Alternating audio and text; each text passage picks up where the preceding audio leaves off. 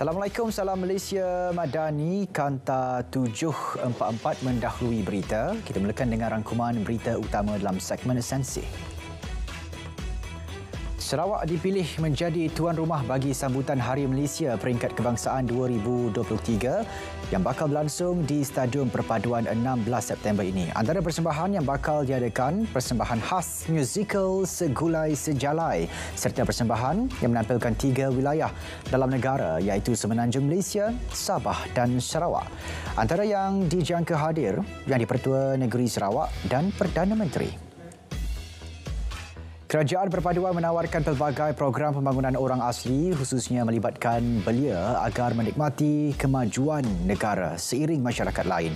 Perkara itu dimuat naik Timbalan Perdana Menteri Datuk Seri Dr. Ahmad Zahid Hamidi di laman Facebook dan mengucapkan selamat menyambut Hari Orang Asli Sedunia 2023 kepada seluruh masyarakat orang asli di Malaysia. Hari Orang Asli Sedunia disambut setiap 9 Ogos.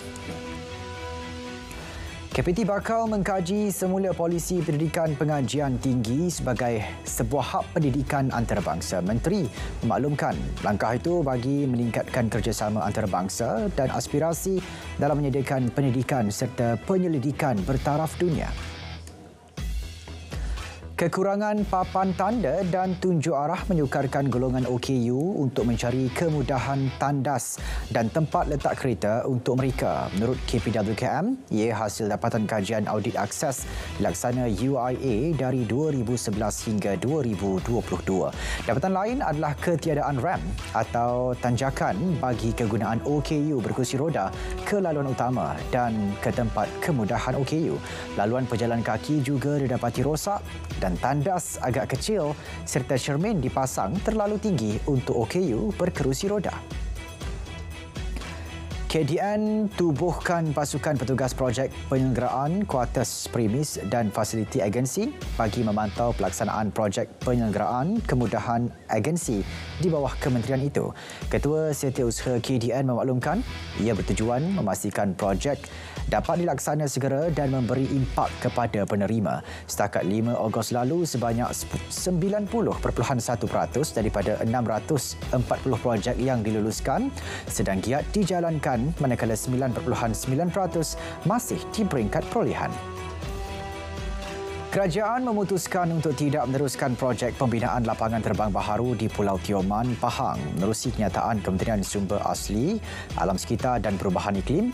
Keputusan itu sejajar dengan misi kementerian yang mengutamakan pemeliharaan alam sekitar, konservasi dan penggunaan sumber asli yang dengan cara yang bertanggungjawab.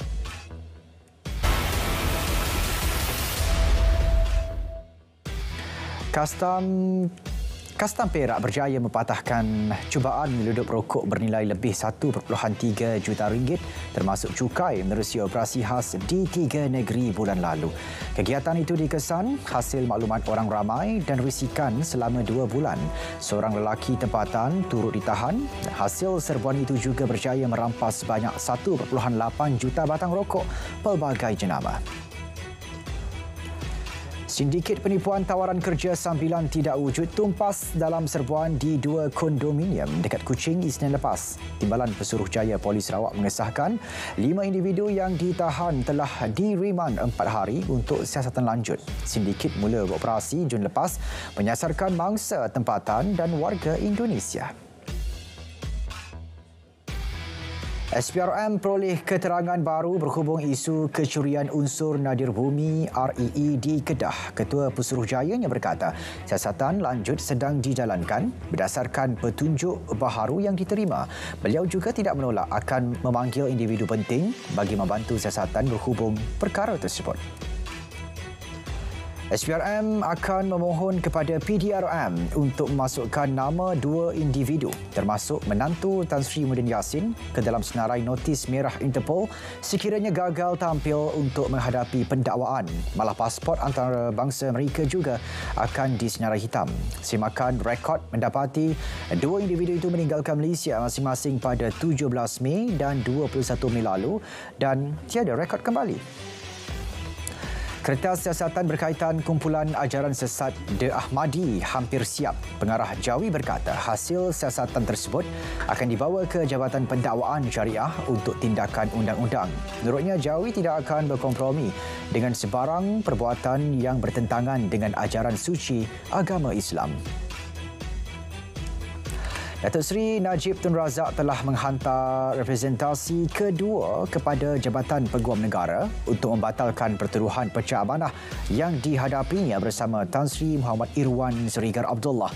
Representasi pertama bekas Perdana Menteri ditolak tahun lalu dan Hakim tetapkan 12 September untuk sebutan kes. Mahkamah Session Petaling Jaya diberitahu bahawa pihak pendakwaan akan mengemukakan 8 hingga 10 saksi dalam perbicaraan kes dadah yang dihadapi penyanyi nasyid dan komposer Muhammad Yassin Sulaiman. Timbalan Pendakwa Raya Raja Zaizul Faridah Raja Zaharuddin memaklumkan perkara itu ketika pengurusan kes di hadapan Hakim Faiz Ziaduddin. Setakat semalam, SPRM menerima 11 laporan mengenai rasuah dan salah laku ketika kempen PRU ke-15.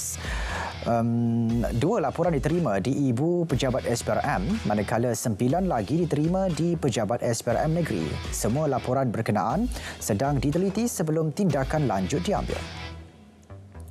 JBPM Selangor periksa 997 premis dan bangunan digunakan pada PRU DUN ke-15. Usaha bagi memastikan ia berada dalam keadaan baik dan selamat. Pengarahnya berkata, pemeriksaan mula dilaksana sebelum hari penamaan calon hingga tamat urusan Majlis Pelantikan Menteri Besar dan pembentukan kerajaan negeri. Dua aspek diperiksa merangkumi sistem pasif dan aktif.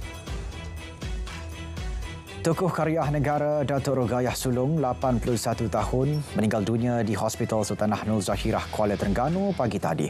Allahyarham Datuk Rogayah bergelar Johan Majlis Tilawah Al-Quran Peringkat Kebangsaan sebanyak 7 kali dan Johan Musabakah Al-Quran Antarabangsa sebanyak 4 kali sekitar tahun 1960-an dan 1970-an, serta pernah menerima anugerah sambutan Maulid Rasul Peringkat Kebangsaan pada tahun 2012. Langkah naikkan kadar skim subsidi harga padi SSHP disambut baik Lembaga Kemajuan Pertanian Muda MADA. Jawatan Kuasa Penyelaras Pertubuhan Beladang Kawasan berkata, ia bukti keprihatinan kerajaan terhadap keluhan pesawah mengenai kenaikan kos operasi dan input pertanian. Kenaikan skim itu juga jadi pencetus semangat petani untuk terus menyumbang dalam industri padi.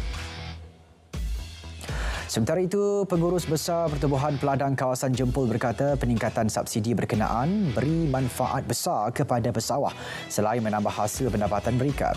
Rata-rata penerima bersyukur dengan kenaikan subsidi yang disifatkan mampu melonjak penghasilan padi.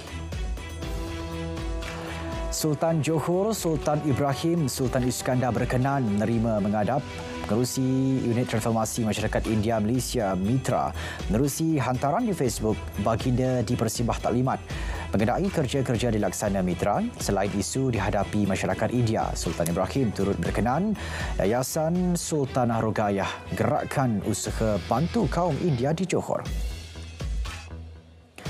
Mesti akan memberikan penekanan kepada penggunaan teknologi kecerdasan buatan AI dalam bidang pertanian. Ia bagi meningkatkan daya tahan sektor agro makanan negara.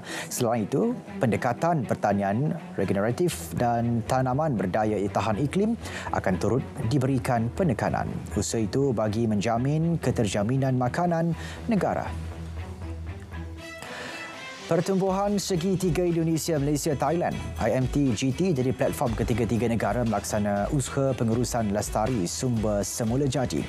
Menteri Besar Perak menyatakan ia meliputi hujan, air, hidupan liar termasuk memperkukuhkan kerjasama dalam pengurusan dan pemulihan ekosistem di kawasan sempadan. Kolaborasi itu perlu ada kefahaman bersama selain penting kepada ketiga-tiga negara. 107 pengusaha teksi Pulau Pangkor sertai konvoi kempen Jalur Gemilang bagi menyemarakkan sambutan Bulan Kebangsaan. Konvoi itu sebahagian program semarak kibar Jalur Gemilang dianjurkan Jabatan Penerangan Negeri. Pulau Pangkor merupakan lokasi ketiga program selepas Pos Kuala Mu, Sungai Siput dan Bukit Buluh, Pengkalan Hulu.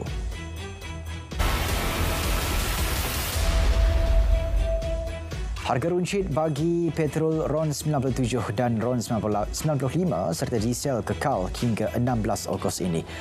Kenyataan Kementerian Kewangan menyebut bagi melindungi pengguna daripada kenaikan harga sebenar minyak di pasaran global, kerajaan mengekalkan harga runcit petrol RON 95 pada paras harga siling RM2.05 dan diesel RM2.15 walaupun harga pasaran kedua-dua produk itu meningkat melebihi harga siling ditetapkan.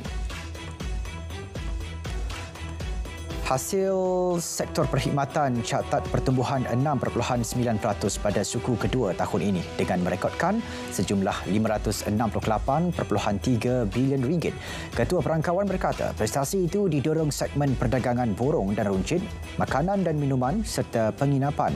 Sementara itu, pendapatan e-dagang merekodkan RM280.5 bilion, 2.5% lebih tinggi tahun ke tahun pada suku kedua. Malaysia kini berada pada landasan tepat untuk bergerak ke hadapan terutamanya dalam membangunkan ekonomi. Menerusi catatan di Facebook, Perdana Menteri berkata untuk itu pelbagai langkah berkaitan dasar kerajaan kini sedang digerakkan. Inisiatif ekonomi madani yang diumumkan Perdana Menteri wajar diinstitusikan.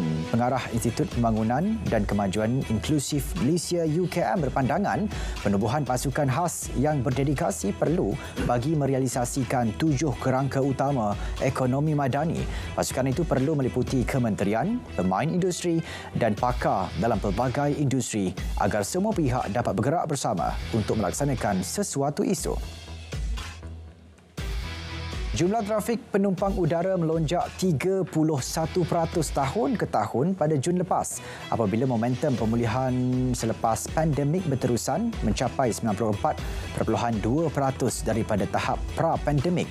IATA memaklumkan pada separuh pertama tahun ini, hasil penumpang bagi setiap kilometer meningkat 47.2% berbanding tahun lepas walaupun trend pemulihan berbeza-beza di seluruh wilayah. Masih terdapat ruang untuk menambah baik rangkaian serta kedalaman instrumen kewangan patuh syariah bagi memenuhi permintaan pelabur. Ketua Pembangunan Pelabur Bursa Malaysia berkata, keperluan kepada pemodenan sememangnya jelas untuk mencapai permintaan landscape pasaran yang sentiasa berubah. Sehingga Jun lepas, 81.9% daripada jumlah pasaran modal di bursa merupakan patuh syariah. TNB mewujudkan laluan lorong hijau yang membolehkan pengendali pusat data di Malaysia mendapatkan bekalan elektrik 3 kali lebih pantas daripada biasa, sekaligus meningkatkan tempoh pelaksanaan daripada 36 hingga 48 bulan kepada hanya 12 bulan. TNB juga menawarkan bantuan penyelenggaraan 24 jam dan pelbagai bentuk penyelesaian mengikut keperluan setiap pusat data.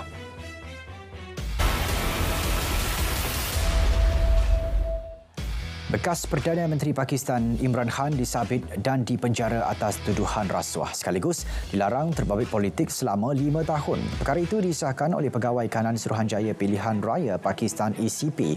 Serentak keputusan itu, kedudukannya sebagai ahli parlimen gugur serta-merta. Nigeria mengumumkan sekatan ke atas organisasi, kumpulan dan individu yang dikenal pasti menyokong junta tentera di Niger. Jurucakap Presiden Nigeria memberitahu langkah itu dibuat berdasarkan konsensus sedia ada pemimpin Afrika Barat mengenai kebuntuan di Niger.